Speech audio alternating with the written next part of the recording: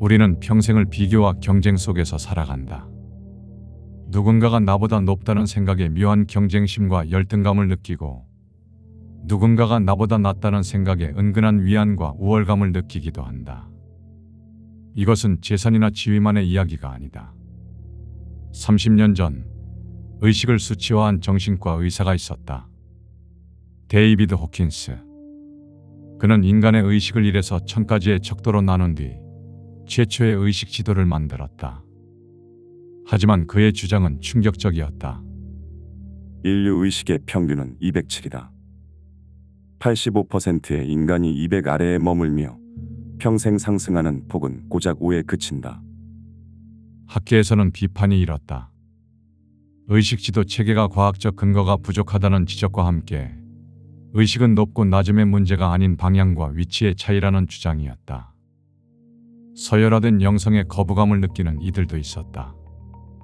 하지만 역설적이게도 이 지도는 인간 의식을 설명하는 가장 대중적인 지침서가 되었다. 사람들은 이 지도 앞에서 가장 먼저 하나의 질문을 꺼내기 때문이다. 나는 어디에 서 있는가?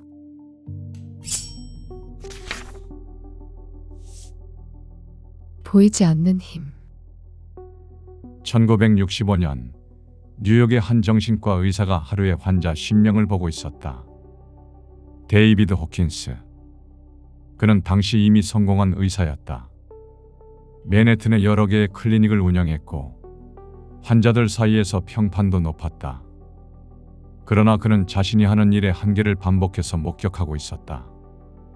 같은 진단, 같은 처방을 받고도 어떤 환자는 회복하고 어떤 환자는 무너졌다. 같은 이혼을 겪고도 새로운 삶을 여는 사람이 있었고 그 자리에 평생 머무는 사람이 있었다. 의학적 조건이 결과를 설명하지 못하는 간격이 있었다. 그는 그 간격을 메우기 위해 의학 바깥으로 나가기 시작했다. 영성, 의식, 내면의 구조. 당시 정신의학계에서는 주변부에 속하는 영역이었다. 그러나 임상 현장에서 반복해서 목격한 것을 외면할 수가 없었다. 그가 도달한 결론은 하나였다. 사건이 삶을 결정하는 것이 아니라 그 사건을 받아들이는 내면의 장이 삶을 결정한다. 그는 이것을 끌게 패턴이라 불렀다. 자석 주위에 흩뿌려진 철가루가 자석의 형태대로 정렬되듯 인간의 선택과 반응은 자신이 속한 내면의 장 위에서 그 패턴을 충실히 재현한다는 것이다. 같은 사건 앞에서도 어떤 사람은 기회를 보고 어떤 사람은 위협을 본다. 어떤 사람은 실패 앞에서 방향을 수정하고 어떤 사람은 그 자리에서 멈춰버린다. 사건은 동일하다. 그러나 사건이 흘러갈 방향은 이미 내면의 장이 결정하고 있다는 게 그의 주장이었다. 보이지 않는 것은 측정할 수 없다. 측정할 수 없으면 다루기도 어렵다. 그는 보이지 않는 내면의 장을 보이게 만들어야 한다고 생각했다. 복잡하고 추상적인 것을 쉽고 구체적으로 수치로 나타내는 지도를 그리기로 했다. 지도가 있으면 적어도 지금 자신이 어디에 서 있는지는 알 수 있다. 그 작업에 그는 이후 수십 년을 쏟았다. 그 결과물이 의식의 지도였다. 의식의 지도. 보이지 않는 것을 측정하려면 도구가 필요했다. 호킨스가 선택한 방법은 신체운동학의 근육 반응 검사였다. 한 사람이 팔을 수평으로 들고 다른 사람이 일정한 힘으로 누른다. 질문에 대한 답은 오직 예 아니오로만 가능하다. 근육이 저항을 유지하면 강한 반응, 힘없이 내려가면 약한 반응으로 읽는다. 그는 인간의 몸이 생명을 지지하는 것과 그렇지 않은 것을 본능적으로 구분한다고 보았다. 참된 진술 앞에서는 근육이 강해지고 거짓 앞에서는 약해진다는 것이다. 그는 이 방식을 수십 년에 걸쳐 반복 적용했다. 개인의 감정 상태, 역사적 인물, 사상, 종교 경전, 문화 현상까지 그렇게 쌓인 수천 건의 검사가 이 지도의 토대가 되었다고 그는 밝혔다. 학계의 반응은 엇갈렸다. 검사자의 미세한 힘 차이나 기대 심리가 결과에 영향을 줄 수 있다는 지적이 있었다. 인류 평균 의식 수준이 207이라는 근거, 평생 상승폭이 고작 5에 그친다는 주장의 산출 근거가 충분히 공개되지 않았다는 비판도 있었다. 호킨스는 이 비판들을 알고 있었다. 그럼에도 그는 말했다. 이 도구의 유용성은 논쟁이 아니라 직접 체험을 통해서만 알 수 있다. 그는 보이지 않는 것을 객관적 수치로 나타내려 했다. 그러나 그 결과물이 사실상 믿음의 영역에 가깝다는 비판은 피할 수 없었다. 지도는 1에서 1000까지의 대수적 수치로 구성된다. 대수적이라는 말이 중요하다. 300은 200보다 100이 높은 것이 아니다. 10의 300제곱과 10의 200제곱의 차이다. 숫자 하나의 변화가 실제로는 가늠하기 어려운 에너지의 도약을 의미한다. 그는 이 척도 위에 인간이 경험하는 모든 감정 상태를 배열했다. 그리고 이 지도 위에는 하나의 분기점이 있다. 바로 숫자 200이었다. 이 선의 위와 아래는 숫자가 조금 다른 것이 아니라 삶이 작동하는 방식 자체가 다르다. 인류의 의식 수준. 지도의 가장 아래는 수치심으로 시작한다. 그 수치는 20이다. 이 수준에서 인간은 자신의 존재 자체를 결함으로 느낀다. 살아있는 것이 부끄럽다는 감각이다. 호킨스는 이 상태가 죽음과 가장 가깝다고 보았다. 자신이 보이지 않기를 바라며 사라지고 싶다는 충동이 앞선다. 그 위로 죄의식이 있다. 수치는 30이다. 수치심이 나는 나쁜 존재다라는 감각이라면 죄의식은 내가 나쁜 짓을 했다는 감각이다. 처벌받아야 한다는 믿음이 삶을 조종한다. 50은 무기력이다. 살아있지만 살려는 의욕이 없는 상태다. 세상은 움직일 수 없는 벽으로 보이고 도움을 받아도 소용없다고 느낀다. 빈곤과 절망이 이 수준에 집중된다. 75는 슬픔이다. 상실과 후회가 지배한다. 그러나 호킨스는 무기력에 머물던 환자가 울기 시작할 때 그것을 회복의 조짐으로 보았다. 슬픔은 적어도 삶에 반응하고 있다는 신호이기 때문이다. 100은 두려움이다.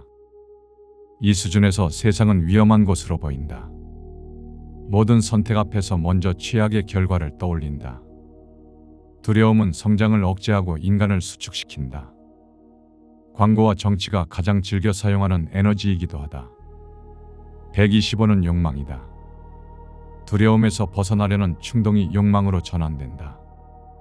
지금 내가 부족하다는 감각이 그 연료다. 욕망은 만족이 없다. 하나를 얻으면 다음 결핍이 기다린다. 150은 분노다. 좌절된 욕망이 방향을 잃고 폭발한다. 분노는 에너지가 크다. 오랫동안 무너져 있던 사람이 분노하기 시작할 때 호킨스는 그것을 회복의 조짐으로 보기도 했다. 그러나 분노는 반드시 대상이 필요하다. 대상이 사라지면 꺼진다. 175는 자존심이다. 타인보다 우월하다는 감각이 이 상태를 유지시킨다. 자존심은 분기점인 200 아래에 있지만 스스로는 높다고 느낀다. 그래서 성장을 거부하는 가장 정교한 형태가 자존심이다. 비난 앞에서 쉽게 무너진다. 분기점은 200이며 이 지점에서 에너지의 성격이 바뀐다. 인생을 도전으로 보며 두려움이 있어도 앞으로 나아가는 용기의 상태다. 원인을 외부에서 찾던 시선이 처음으로 자신을 향한다. 250은 중용이다. 결과에 지나치게 연연하지 않는 평온함이다. 310은 자발성이다. 삶에 저항하지 않고 기꺼이 참여한다. 350은 포용이다. 행복의 근원이 외부가 아니라 자신 안에 있다는 것을 깨닫기 시작하는 수준이다. 400은 이성이다. 논리와 지성이 삶의 전면에 나선다. 그러나 호킨스는 이성의 한계를 명확히 짚었다. 개념과 이론에 매몰되어 지도를 정교하게 읽을 수 있지만 지도가 가리키는 방향으로 실제로 이동하지 못하는 경우가 많다. 500부터는 다른 층이다. 사랑이다. 여기서 말하는 사랑은 감정이 아니다. 조건 없이 지속되는 상태다. 특정 대상이 아니라 존재 자체를 향한다. 540은 기쁨이다. 외부 자극 없이 내면에서 솟구치는 즐거움이다. 사건과 무관하게 유지된다. 이 수준에서는 치유가 일어나고 기적 같은 현상이 발현된다. 600은 평화다. 주관과 객관의 구분이 흐려지는 상태다. 700에서 1000은 깨달음이다. 이 수준에 도달한 인물은 예수, 붓다, 크리슈나가 대표적이다. 인류의 85%가 200 아래에 머문다. 이 소수의 고의식 개체들이 200 아래의 거대한 에너지를 상쇄함으로써 인류라는 종이 균형을 유지한다. 한 명의 700 수준 존재가 수백만 명의 부정적 에너지를 상쇄할 수 있다. 호킨스는 85%가 그 아래에 머무는 이유를 저항해서 찾았다. 인간은 자신이 이미 알고 있다는 전제 위에서 살아간다. 새로운 가설, 다른 가치, 낯선 시각 앞에서 본능적으로 다친다. 그 다침이 의식을 제자리에 묶어둔다. 변화는 불편하고 익숙한 고통은 예측 가능하다. 인간은 알 수 없는 가능성보다 알고 있는 고통을 선택한다. 인류의 평생 상승폭이 평균 5에 그치는 이유가 여기에 있다.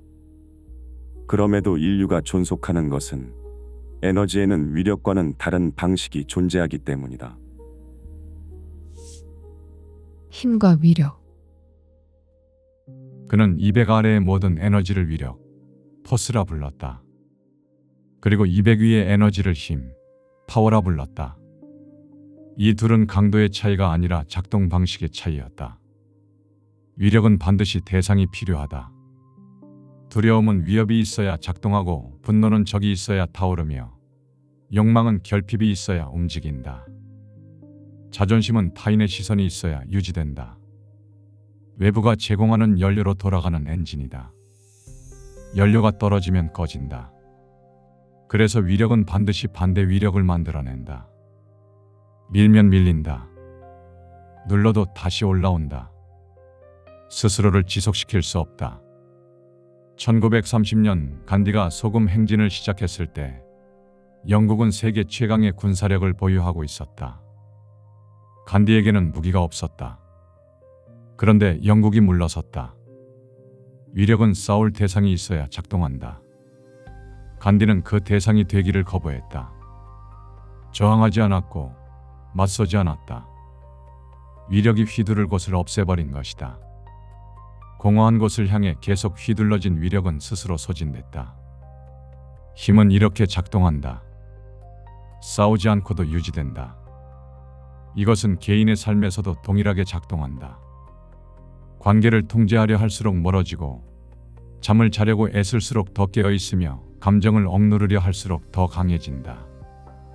반면 통제를 내려놓는 순간 관계가 달라지고 잠들려는 시도를 멈추면 잠이 오고 감정을 있는 그대로 두면 스스로 흘러간다. 호킨스는 대부분의 인간이 위력에 지배당하면서도 그 사실을 인식하지 못한 채 살아간다고 보았다. 힘은 노력이 필요 없는 까닭에 보이지 않고 드러나지 않게 움직인다.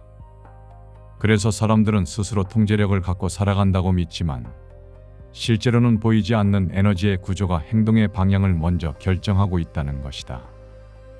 그러나 그는 한 가지를 덧붙였다. 사랑이라는 생각의 에너지가 부정적 생각이 갖는 에너지보다 엄청나게 더 강하다는 단순한 사실. 위력이 인간을 지배한다고 해서 그것이 인간의 본질은 아니라는 것이다. 우리 안에는 이미 그것을 넘어설 수 있는 힘이 내재되어 있다. 다만 대부분은 그것을 선택하는 법을 모를 뿐이다. 놓아버림. 의식혁명에서 그는 의식을 수치로 나누고 방향을 제시했다. 더 높은 곳으로, 용기에서 사랑으로, 이성에서 평화로. 지도는 정밀했고 체계는 방대했다. 그런데 말년에 그가 남긴 마지막 유작, 놓아버림에서 말한 것은 결이 달랐다. 올라가려 하지 말라. 감정을 바꾸려 하지 말라. 그것이 있는 그대로 있게 두라. 여기서 역설이 하나 드러난다. 지도를 손에 쥐고 더 높은 수치로 올라가려는 욕망. 그것 자체가 지금 내가 부족하다는 감각에서 출발한다. 지금의 자신을 부정하는 결핍에서 시작된 욕망은 지도 위에서 125에 해당한다. 지도를 통해 지도를 벗어나려는 시도가 오히려 지도 아래에 머무르게 만드는 구조다. 그가 제시한 방향은 기법이 아니라 존재 방식에 가깝다. 감정이 올라올 때 억누르거나 표출하거나 분석하지 않는다. 그냥 허용한다. 저항하지 않는다. 감정은 저항을 받을 때 강해진다. 저항이 사라지면 흐른다. 이 과정이 일어나면 감정은 스스로 완결된다. 그리고 그 감정이 구성하고 있던 수많은 생각들도 함께 사라진다. 그는 이것을 항복 기제라 불렀다. 항복은 포기가 아니다. 싸움을 멈추는 것이다. 의식이 높아진다는 것은 무언가를 채워 넣는 일이 아니라는 것이 그의 마지막 결론이었다. 내면을 가리고 있던 감정과 저항을 걷어낼 때 그 이면에 이미 존재하던 상태가 드러난다는 것이다. 의식 지도가 어디에 있는지를 보여주는 지도였다면 놓아버림은 지도를 쥔 손을 펼치라는 말에 가깝다. 의식의 빛은 얻는 것이 아니다. 그것을 가리고 있던 것을 내려놓을 때 처음부터 거기 있었던 것이 드러날 뿐이다. 영상의 일부 내용은 책, 의식혁명과 놓아버림 그리고 지식의 서재 개인 견해를 담았다. 호킨스는 보이지 않는 것에 좌표를 부여하려 했다. 내면의 장을 수치로 나타내고 인간이 서 있는 위치를 지도 위에 올려놓으려 했다. 그 시도는 과학적 합의를 얻지 못했고 영성을 서열로 나눈다는 비판에서도 자유롭지 못했다. 그럼에도 수백만 명이 이 지도 앞에 섰다. 자신의 위치를 찾으려 했고 더 높은 곳을 올려다봤다. 그것이 위력의 방식인지 힘의 방식인지는 묻지 않은 채로 그는 마지막 저서를 작성하던 당시를 회고하며 이렇게 말했다. 에고가 말하는 모든 것을 놓아버렸을 때 나라는 존재가 없는 희박한 공간에 도달했다. 나라고 불리는 것이 다시는 존재하지 않을 것이라는 공포가 찾아왔다. 그 공포마저 내맡겼을 때 죽음의 문 너머에서 모든 생명이 열렸다. 지도를 만든 사람이 마지막에 남긴 것은 측정이 아니라 허용이었다. 어쩌면 그가 평생을 바쳐 그린 지도의 진짜 목적은 더 높은 곳으로 오르라는 안내가 아니었을지도 모른다. 그 또한 마지막에서야 지금 손에 쥔 것을 내려놓아도 괜찮다는 허락에 도달했기 때문이다. 행복으로 가는 길에 가장 큰 걸림돌은 행복을 얻을 수 없다는 믿음이다.